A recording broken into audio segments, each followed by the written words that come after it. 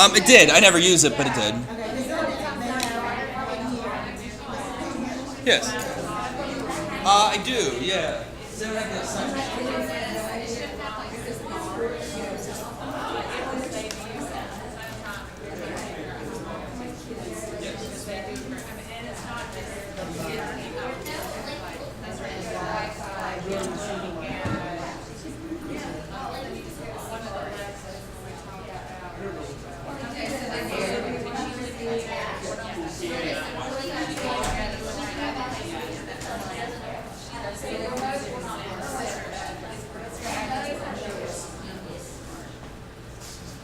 Alright guys, I'll try to make this short and sweet here for you.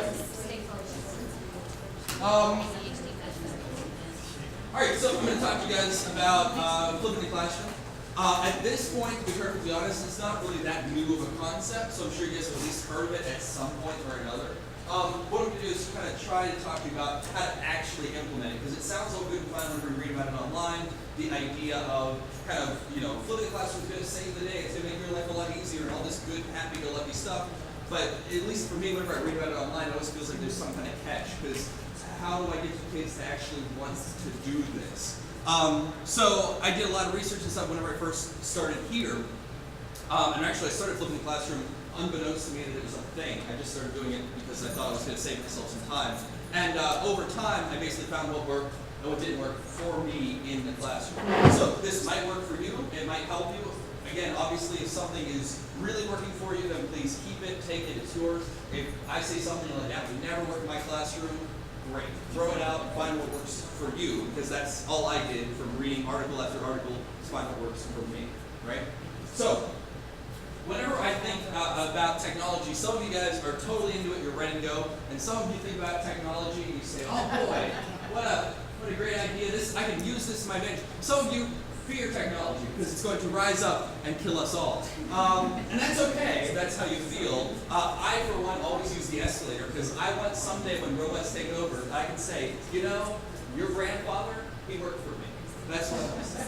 So, what I want to do is kind of break through just very quickly the idea of the whole tech barrier. Again, some of you guys are totally into it, and that's just fine. But just very, very quickly, we'll kind of buzz through. So understand that tech is not anything new. We think about it as shiny electronics and stuff, but you go back, it's not scary. In fact, it's barely this. It's not a terrifying idea to have technology in your classroom. So what we need to do is we need to go back in time a little bit. I need to time travel very quickly. So if you would very quickly just indulge me. Okay,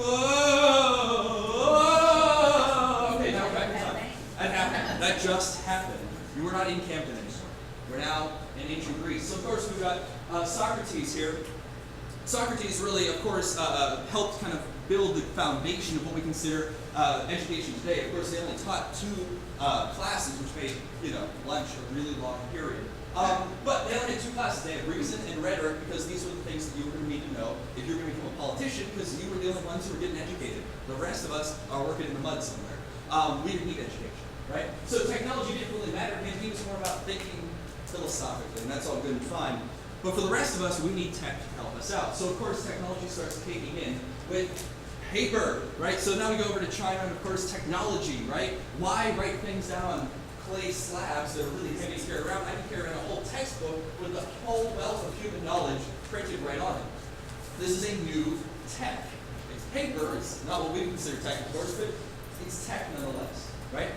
So, fast forward, paper's old school, I need the new stuff, right? So we take that paper and we're going to mass produce that paper, right? So we got old Gutenberg and he starts mass producing this stuff like crazy. Again, people thought he was a freaking witch because he used technology. Nowadays, this is old school. I need something more. I need new.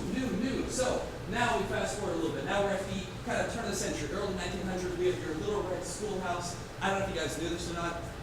I have an iPad at home. I use it a lot. They had their own tablets. A little bit old school. But they had their own. And again, at the time, this was high tech, right? Each kid got their own chalkboard. Holy man, this is one-to-one long before we ever came along, right?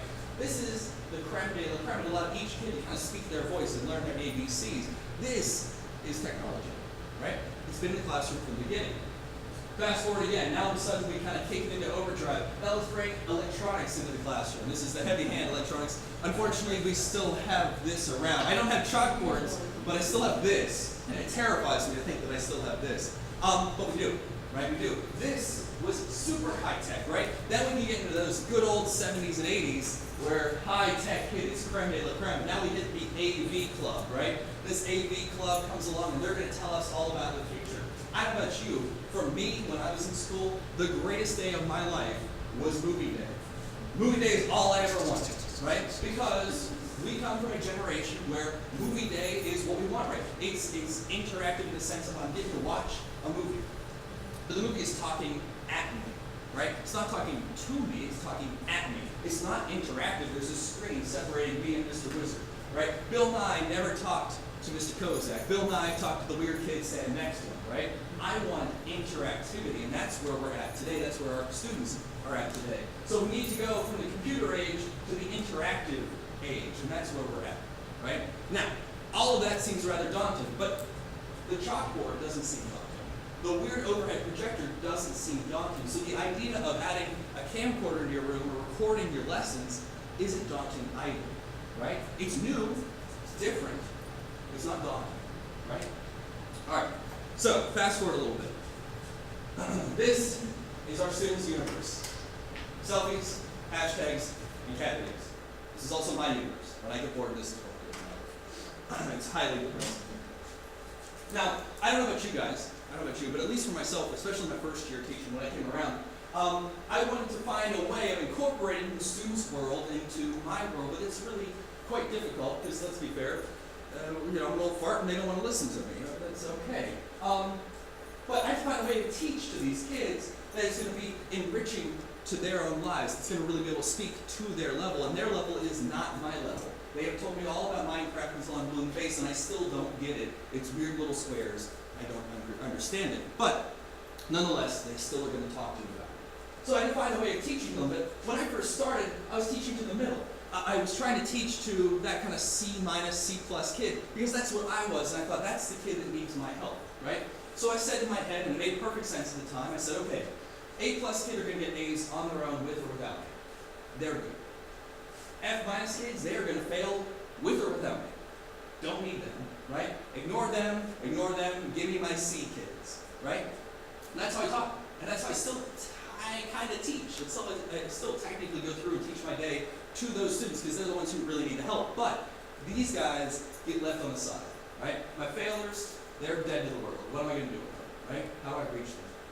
My A+ kids, good for you guys, right? So what do I say? Hey, you finished early? That's great. I'm excited for you. So you get your reward, which is a free day because I've got nothing for you, right? Or you get your extra super reward, which is busy work to keep you somewhat engaged until the next project comes around and you can finish that one early too, right?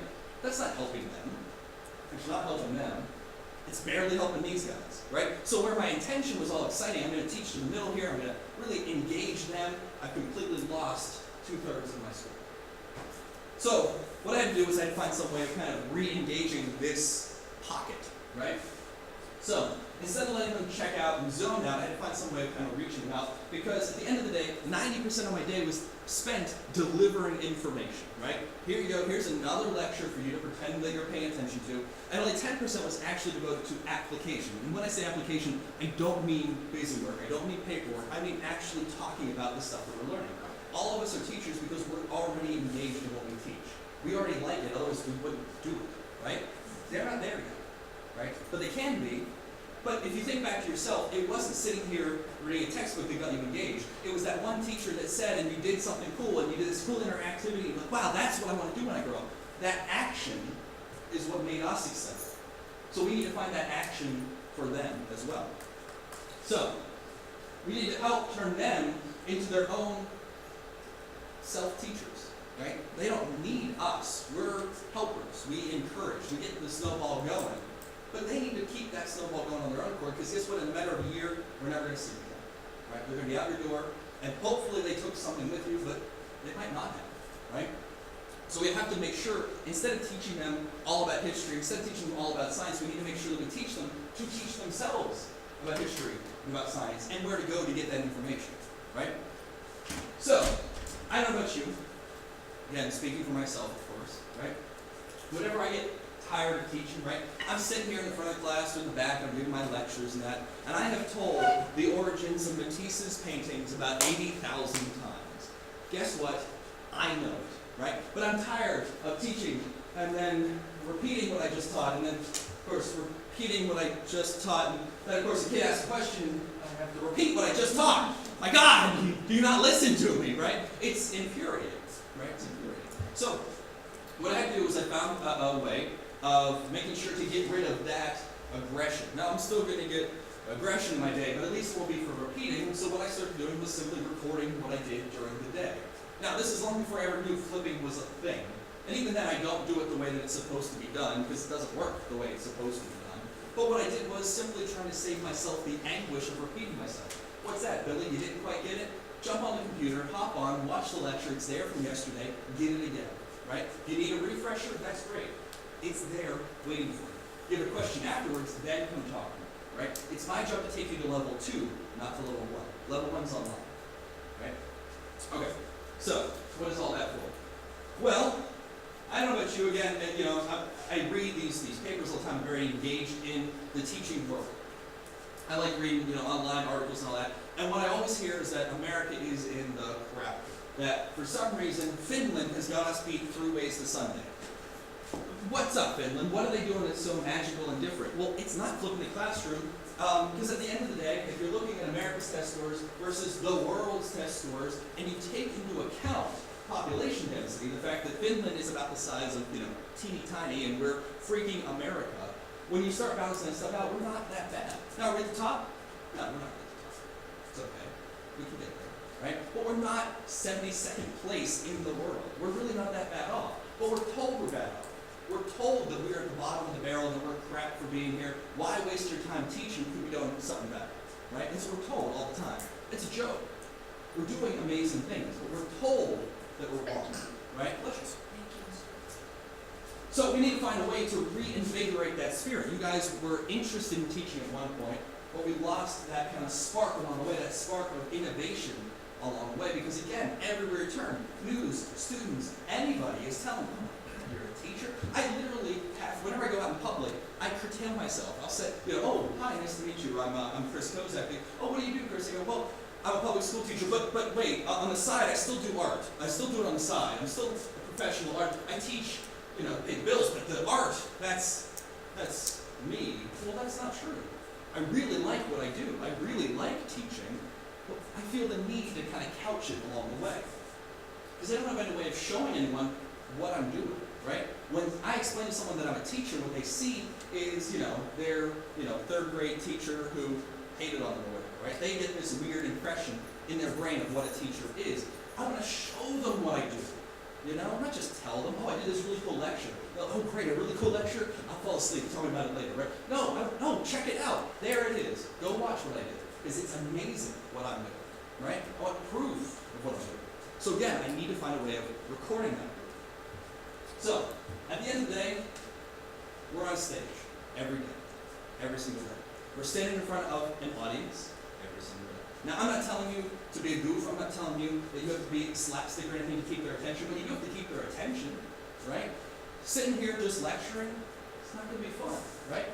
Imagine at all points in time, what do you want, right? If I'm sitting here, you know, giving this lecture, I imagine myself sitting in that back empty seat. I imagine myself looking at myself, this is like Inception, imagine myself looking at myself thinking, am I at all interested, or am I totally checked out and bored and I'm doodling in the corner, right? Because if I'm not interested, sure as hell they're not interested, right? So, I'm an actor, right? I've got to give a good performance that would at least excite me. Again, it's a matter of being on stage, a matter of being on camera. So, what do I want? Would I be excited? Where am I in this class? Because it's not here. This guy's got way too much hair. I'm way back here somewhere. I'm sitting in the back class. I'm doodling. I'm thinking about the world that I'm excited to get into because that's what our students are doing. They're still excited. So let's make them even more excited at what else is out there. So, we all, at some point in our lives, have been fearful of technology. We all, at some point in our lives, have been students, right? We were all there at one time. We've all done things that we may or may not regret, right? We've been there. We thought we were funny, right? We're not. We weren't. They aren't either. They don't know that yet. They will, right? We've done stuff that we thought was hilarious. We've, idealized people that we thought were dreamy. Maybe not, I don't know. We were dumb too, right? It's okay to be a dumb high schooler. That's all right. It's okay to be wrong, basically, right? But understand again, we were the students. What worked for us may not necessarily work for them, but everyone is going to get excited. Everyone has something they like. No one is totally checked out. And when you have a student that is totally checked out, it's our job to reach that kid and say, well, okay, so obviously what I'm delivering is not working, right?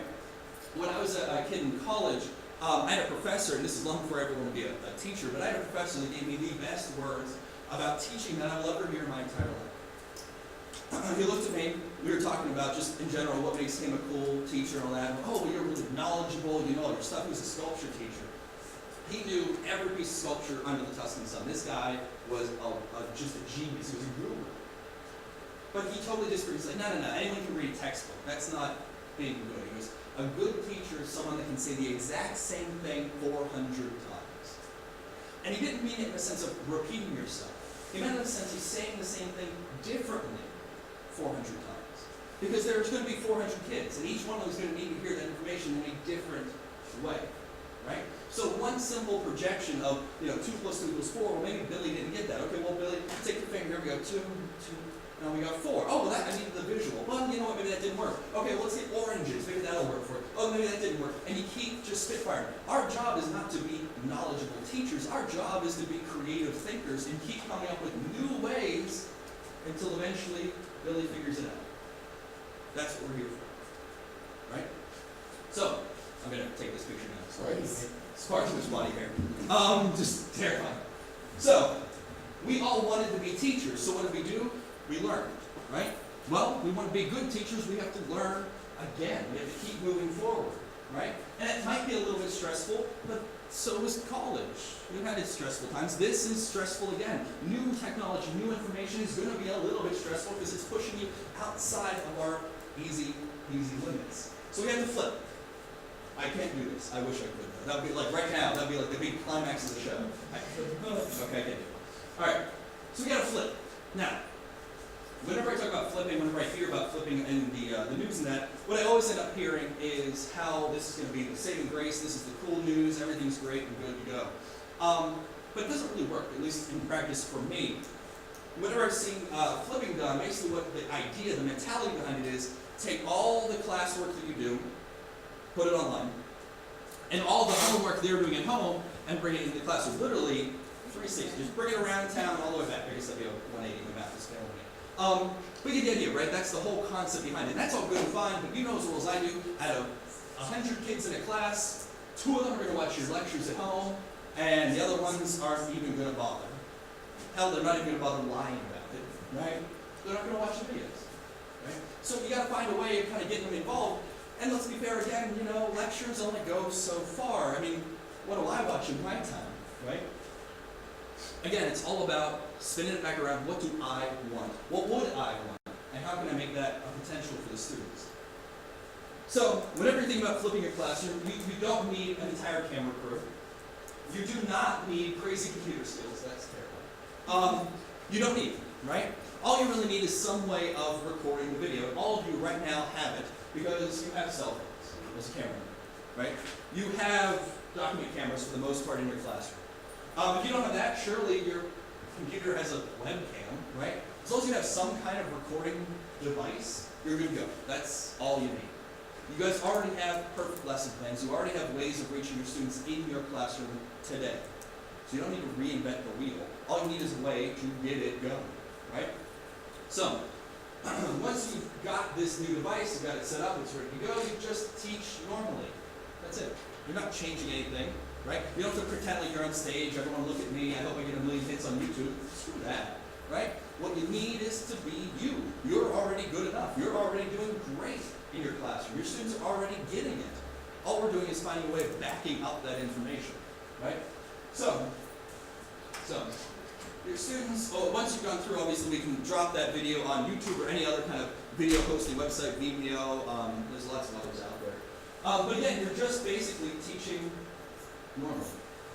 And now you get to kick back, relax, because technology is on your side, right? Technology is actually helping you now. This is what I wish my apartment would just sit next to Iron. So your students are already going to be on the computer. They're already watching videos. That's happening, right? Hell, they're barely on the computer. Most of them are checking their cell phones. That's really what's happening, right? I have mine right now. And to be perfectly fair, I've debated checking it because it's vibrated like 3 times, and I really wonder what's going on Facebook. Again, I've got to hold myself accountable, right? Who am I to say, you can't have your cell phone, but I can, right? Who am I, right? So instead, let's not fear it. Hey, Billy, while you're texting in between tweeting and Snapchat, why don't you pull up YouTube and watch last night's demo, right? Oh, here, I'll help you. There you go. Watch that video, right? Take that power and utilize it. Turn that tool that they use into something that can actually benefit us, right? It's going to be there anyway, right?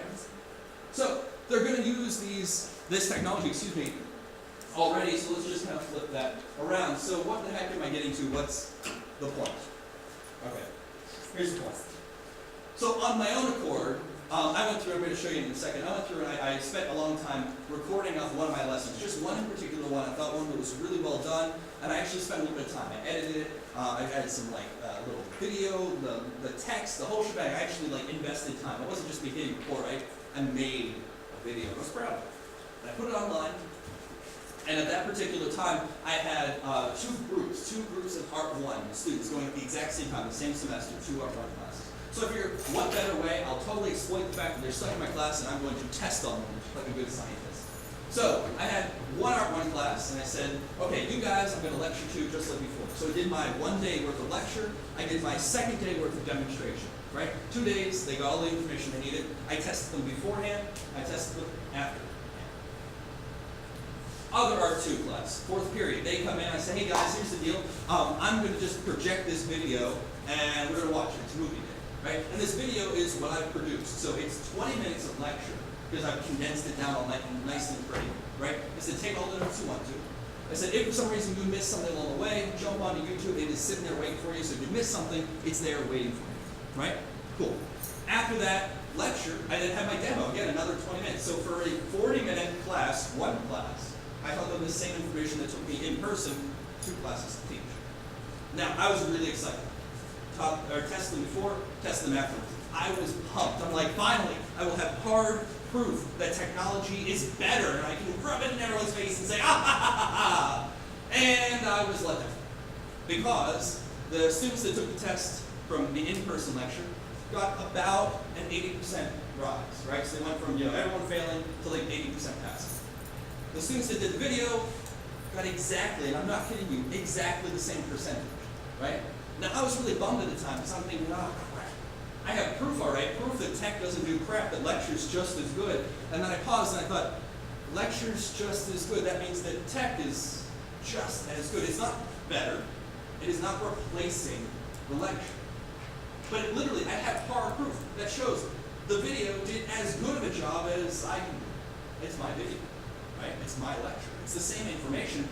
No matter how it's dispelled, they still got the same information. It's still sunk into the same brains, and those same people got that information. So I had my proof. It wasn't what I was expecting, but rarely science is, right? So I had everything that I needed, and I was ready to move forward.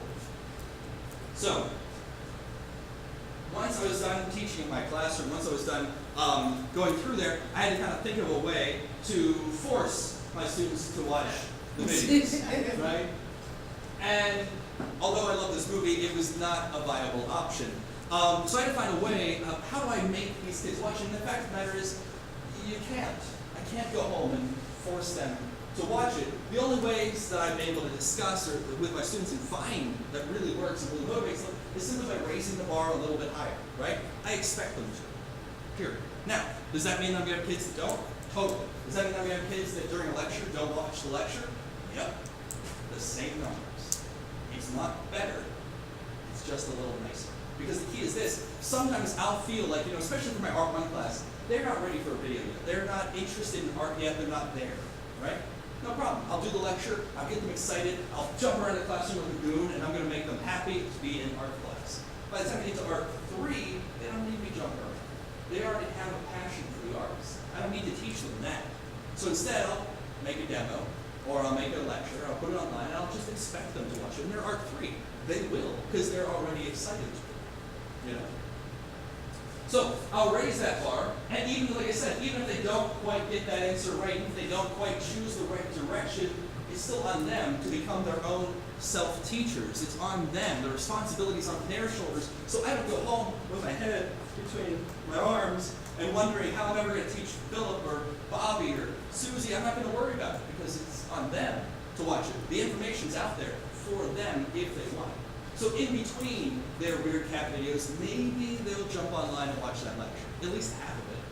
Right? Because I check my cell phone at really weird times, and you all do too. Right? I'm just saying. I am not perfect. I've been there. I'm not lying. Guess what? I guarantee every student in your classroom, don't touch the cell phones. This has happened. Every single one. They might have had conversations. That's too bad. But it totally happens. It totally happens, right? So here's the thought. This is what kind of sparked my brain a little bit. So this kind of stuff, gross, is happening, right? Okay.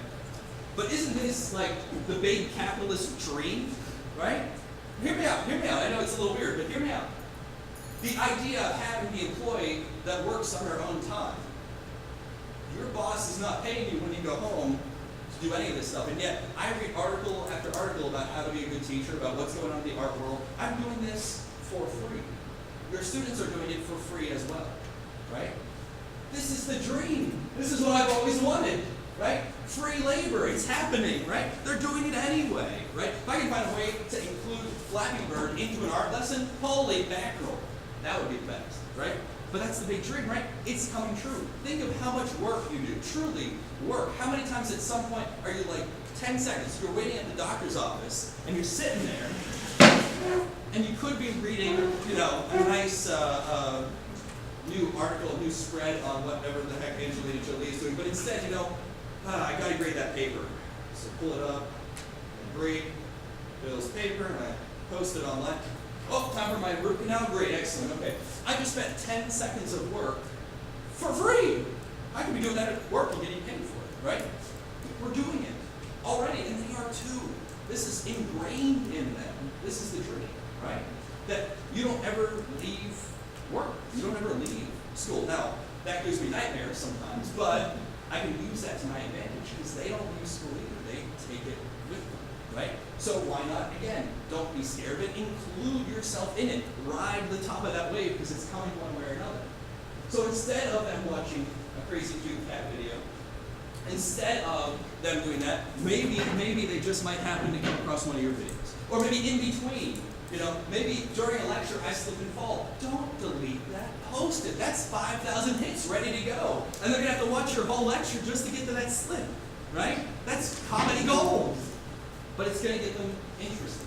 And that's all we're going for, is a way of hooking them and stringing them along just a little bit longer. That's it. That's all we're going for. There are lots of different avenues that are already existing. Again, I prefer YouTube just because I know it like the back of my hand, although that's new. But the other idea of just, again, there's lots of different avenues out there of places that you can put your videos. So why do I do this? Well, I started doing this in the very first place because I had a lot of kids that would get sick, right? They'd be sick for 3 or 4 days in a row. And what ends up happening? All right, Miss Lynn, how are you? I'm fine. Okay, let's say you're not a plant, but you know, I'm going to use you anyway. Let's say, for example, you've been sick for 3 or 4 days, right? All of you guys were here on time. You did exactly what was expected. You listened to me droll on and on about whatever the heck I'm talking about, which at this point we're totally forgetting already. But you guys were all here. You did what was expected, and I say, great. Your reward for being here and doing exactly what was asked is to stand at my butt while I teach her that she wasn't here for 4 days. So I'm going to say, I'm going to give you personal attention, an award for not being here, not doing what you were doing. You guys get to check out the backside. So hi, how are you? Here's your lecture. Here's your notes. Okay, let's go through. Right? That's what we do. How's that fair? right? You guys were all here. You did what was expected. You're working on your project, and you were rewarded with watching me give personal attention, right? But you want that personal attention. So I'm incentivizing you guys to get sick and skip my class, right? Instead, hi, Miss Lynn, I saw that you were sick for the past 4 days, so do me a favor, if you get a chance, jump over into the library there. I've got my YouTube account, you know it. If you don't, it's written on the board right there. Write that down. Go on, we just started talking about two-point perspective. It's a little bit tricky, so I want you to take your sketchbook, follow along with that video. Now, when you're done, it's only like a 10-minute video, it's super short. When you're done, bring it on back, and I'm going to help you out with any questions you have. But at least that way, you're caught up on everything we talked about yesterday, okay? Awesome. Hey guys, you were here, so I'm going to talk to you because you deserve the reward. She doesn't. She's got to go off. You've been kicked off the island, right? But it really works. I mean, I've been in the classroom with him, and the kids do go out and they check out the video, come back, they're ready, and he doesn't have to do any more than what he just did with me. They will ask questions, as they should. My other students are going to ask questions. They're going to say, I didn't quite get that one demo. What was that? Where was that? That's my job. Help them, right? But that core foundation, that level 1 information, you can get on your own. You know, it's already out. So I'm able to teach you guys without leaving you guys in the dust waiting for me. So, what is all this boiling down to, and is there a point? No. So, there are lots and lots of avenues out there to make money. There are Kickstarter companies that have started pledging, that's money I could have. That make specific products just for this purpose. This is one in particular. It looks like this. It's called the swivel. We're trying to make it happen. But I wear this little dongle, and I clip it right here, and the motion will track me. It will literally follow me, so I can have a more dynamic cameraman than it's basically a recorder. Right? That little dongle also has a microphone in it, so my audio doesn't sound fuzzy. Right? There's Khan Academy. You guys know this. Khan Academy's been around for a long time. Here's the key. Nothing against them. I'm not picking them in any way. We're better. I don't need some dude telling my class what to do. I can make a better demo. Right? Why do I want to link my class thinking that this guy's hyper intelligent and I'm simply at his whim whenever I can make my own videos and have the class think I'm the super intelligent person? You got a problem? Talk to this guy. Right? That's what I want. I'm the intelligent person in the room. Don't worry about that. Talk to me. Right? Now, are there better videos out there? Yeah, sometimes. And I encourage students to find that too. Doesn't mean that I have all the answers, but in the world of art, and better. Right? Otherwise, why the heck am I teaching? Right? So, the idea of flipping the classroom, of literally inverting what is normally happening, is a great one. But it doesn't necessarily solve the actual problems in the classroom. So, to completely summarize, I like these. It's just go around and take selfies of statues. I think they're cool. They go around and summarize. Technology has been around forever. And it will continue to be around forever, but it does not need to be daunting because it's happening all the time. So, I'm going to take 10 seconds here. I'm going to show you exactly what I'm talking about. Alright, so this is my YouTube page. It's doing quite well. Everything's looking pretty good on it. I'll show you the behind the scenes here real quick. So at this point, I've had this page going for just a little bit shy of about 3 years. I have 66 subscribers and over 11,000 views. Now, are those my students? Probably not, right? Who cares, right? But it's getting my name out there. It's getting my information out there. Someone's benefiting from it. Maybe it's not my students, but it's a student somewhere, right? So what do? Well, it's not all that complicated. Here's the deal. So again, like I said, I'm going to utilize whatever I have at my advantage. So maybe I'm using a document camera. Maybe I'm using my webcam. Maybe I'm using my cell phone. I've literally had students, I've just handed it to them and said, film me, and they will track me like this. Maybe I need to buy a device that'll do that for me, and that way I don't get their grubby fingers all over my cell phone. But you get the idea, right? There's lots of other avenues that you already have. This is not new technology. This is stuff that you have sitting around that already has dust on it, right? So, anything and everything I get, any lecture, anything, I will upload. I'll even do screen capture sometimes. So, for my digital design class, if I have a lesson, we're doing HTML right now, I will literally demo that. If we're doing Photoshop, I'll show you one here. If we're doing Photoshop, I will literally record my screen Hey guys. and All talk. right, so I'm going to follow up with what we talked about in class today, actually, which is going to be colorizing a black and white photograph. Now, I've got one here. This is by photojournalist Dorothea Lange. This is, of course, The Migrant Mother. It came out during kind of the Dust Bowl time period in history. Really, really famous picture. Actually, the woman's name is Florence Owens Thompson. This picture was taken in 1936. It's pretty old. I sound really smart. I had notes off on the side of the screen. Wikipedia was right next to it. You don't know that, right? I sound like a genius. But what's nice about it is this. I record this video. I totally steal, I totally cheat. Oh, you can use Wikipedia. Associated Press uses Wikipedia. They do. The Associated Press uses Wikipedia. So, this information's out there, right? I do this video ahead of time. I remind myself this information. Then I go to teach it. It's already fresh. Now I really am a genius because I just memorized this stuff. It's already fresh in my head. So I'll start going through and I'll do this demonstration. Leathery skin. Then I'm going to switch up my brush a little bit, and again, get a brush that you feel comfortable with, good kind of fuzzy edge to it, good scale, something that you're happy with, okay? Now, think of this kind of like how you used a layer mask. In fact, we're going to use a layer mask in a little bit, but for right now, I'm just going to show you the basics, okay? So what I would normally do is go through and actually add a layer mask and start adding color back and forth, but for the sake of the demo here, I'm just going to start painting right over top where I think her skin should be. And get it everywhere, even there's a little color. Anything that's black is popping through just fine. Now, on its own, you should feel relatively comfortable, and definitely if it... Okay, so you get the overall idea, right? It's a 5-minute demo. 5 minutes is not a long time. They'll totally buzz through this. Now, you know as well as I do, our students are going to be like, wait, hang on, where's the actual part I need?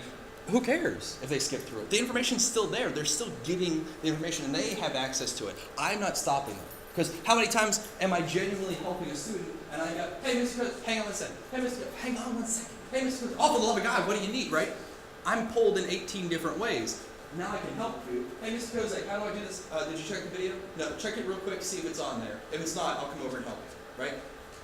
A, I'm kind of stalling them a little bit.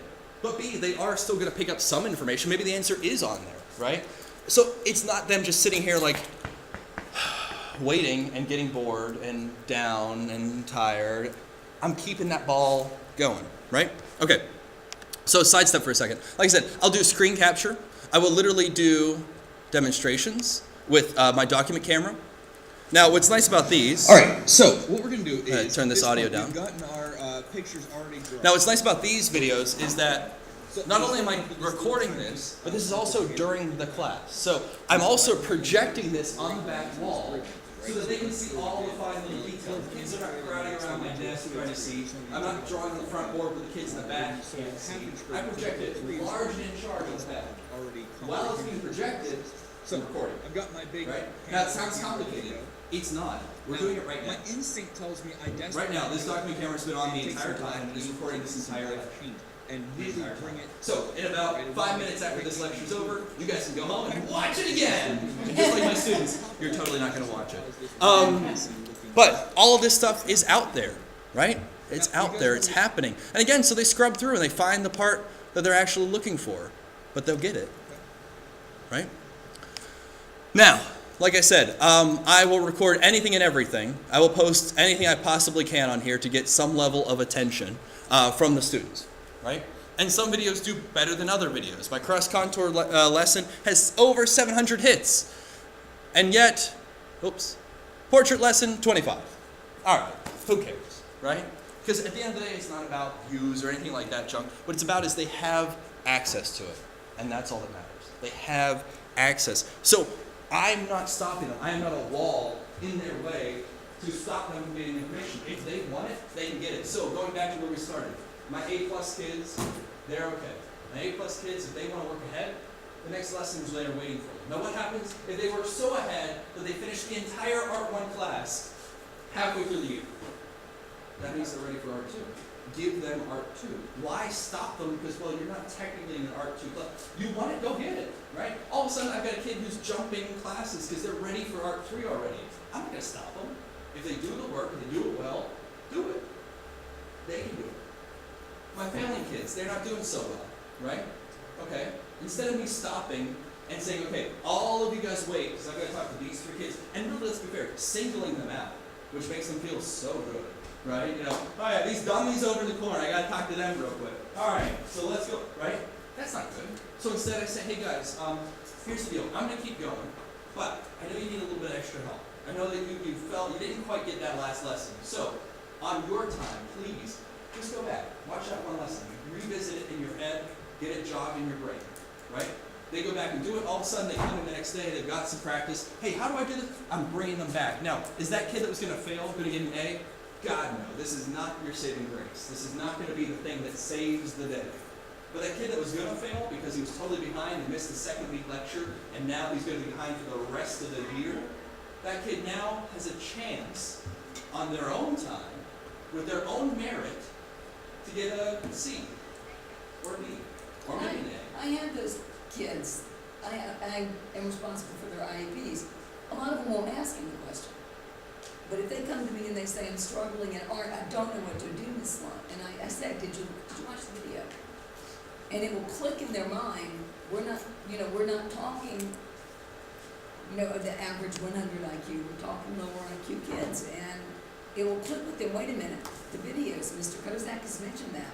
I want you to go watch the video, and then I want you to come back to me and tell me what exactly your question is. And then it forces them to watch that video again, because they didn't realize to start with, he's told them 100 times, but it's still there. It's after class, it's still there. And something will click. They'll get something from it. And usually they'll answer their own questions. Sure, totally. To make matters even better, specifically in my class, again, it's very project-based, so as you guys probably already know, I have all my students post their stuff online. All of their work is online, so if for some reason down the line you get a parent who's really aggressive and says, well, Billy was sick on Tuesday, and there's no way you can hold him accountable, and how'd you turn that project in, and how'd you grade that, because art is subjective, and who gives you the right to tell my kid whether his still life is good or not? And I say, well, great, here's 2 links. This is the lecture from the still life that Billy has had access to all year. It's sitting there, so if you want to watch along with him exactly what happened in the class, there it is. I'm not pulling any punches. Oh, by the way, about that grade thing. Well, I use a rubric with everything I do. And it's all positive, negative. There's no, well, it's kind of done. So, shading, 10 points. Did your kid shade? Yes or no? 10 points. Check. Done deal. Right? And then move on that list. You want to know what your kid got? Your grade rubric is right there. You want to see what your kid did compared to all the other kids they're going on, right? Well, let's take a peek, right? Here's everything. And there are 4 years of students' artwork cataloged in here. It's all in there. Good, bad, indifferent. Everything's in there. So again, at the end of the day, let's be perfectly frank, right? Cut through the below. At the end of the day, I would love to say that I'm doing all this random mojo here because I want to make sure that my kids have the best opportunity. And that sounds great. At the end of the day, what am I doing? Cover my ass. That's what I'm doing. That's it. When a kid doesn't know what's going on, my butt's covered. When a kid doesn't turn a project in because they can't fit a deadline, is it online or is it not online? Oh, it is? Good, then it's turned in. You're good to go. Oh, it's not? Did I stop you from turning it in? Oh, no, you didn't? Because the scanner's been, oh, so you didn't turn it in. So you were at fault, right? It's taking that blame game and saying, hey, you want to be an adult? You're in high school, you're in middle school, you want to be the adult? Be the adult, take the ownership. It's yours. No one's stopping you. You want to go ahead? Go ahead, right? I have kids come in all the time. Hey, what are we doing next? What's our next lesson? Say, I'm not going to tell you. Go online and look at it. Every single lesson is in a folder over here. Every single one. Oh, we just finished still life. Great. What's next? Well, next we're going to start doing blueprints. And then guess what comes after blueprints? Well, next, after blueprints, then we're going to jump down and we're going to do 1-point apartments. And we're going to draw your apartment in 1-point perspective. It's all there. I've had kids go through half a class with Mr. Kozak, and they're in ALP. They don't, it's not impossible for Mr. Kozak to deliver just about the same information to them by video and expect certainly the same product as what's going on in the classroom, just by the lectures. So, this is all happening live, but this is like weird. Awesome. So this is all being recorded right now. And in about 5 seconds, I'm going to stop it, and I'm going to upload it to YouTube because it's available. And guess what? My students will have access to this too, because I'm not hiding anything from them. If they want to know why I do what I do, here it is. Right? Because at the end of the day, when I was in high school, I wanted to be treated like an adult. Adults, as you know, come with responsibility and bills. So let's minus the bills for a second and give it to you. You want it? Be careful what you wish for, because you're going to get it. You're going to get it all. Because I want them to be adults. So why stop them? Right? Why stop them? You want to get it? There it is. Ready to go. As for the hookups, right? Just very, very quickly. As for the hookups, this looks crazy, and I apologize because I didn't clean it up. It is really super simple. Okay? If you have a document camera, it came with a piece of software called ImageMate. If you don't have it, ask me. I have it. I'll give it to you. Literally, this is the software right here. It has a little tiny pop-up screen, right like that. I click on this little button right here. That starts my recording. I hit here and it saves. And then it just starts recording right after that, right? Now, what you can see here on my desktop, I've got flipping the lecture, that's this right here, and then flipping lecture 101. So after every 10 minutes or so, it'll cut the video, right? So you have to stitch it back together. Again, not hard. All you need to do is open up, like Windows Movie Maker will work, any kind of movie editing software. So I'll do one right now while it's recording, which is insane. So we'll do Windows. There we go. I'm just going to use Live Movie Maker. It's a horrible piece of software. It really is not good at all. But I'm going to show you how to stitch it together. Okay. So here you go. All I need to do is take my files and drag and drop them right into here. That's it. And there it is. Here's the whole lecture as it's been going along. Okay. Then I grab the second part and I drag and drop that in. Done deal.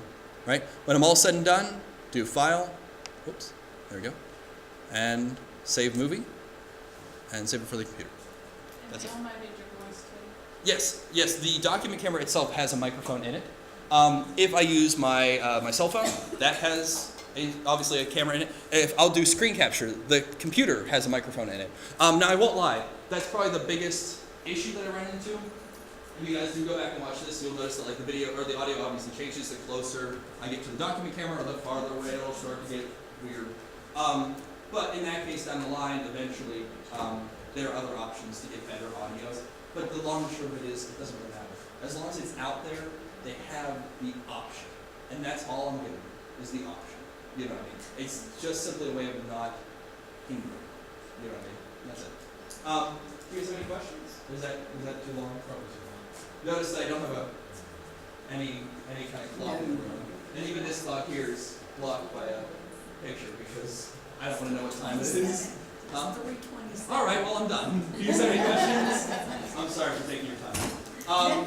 Thank you guys. If you have any questions on the way, if you have any issues setting up your own, if you're interested, call me. I'll come over and help you. It takes 3 seconds. It's really super easy. Okay? Yep. Thanks, guys. Okay. Well, I got it new. My presentation might have.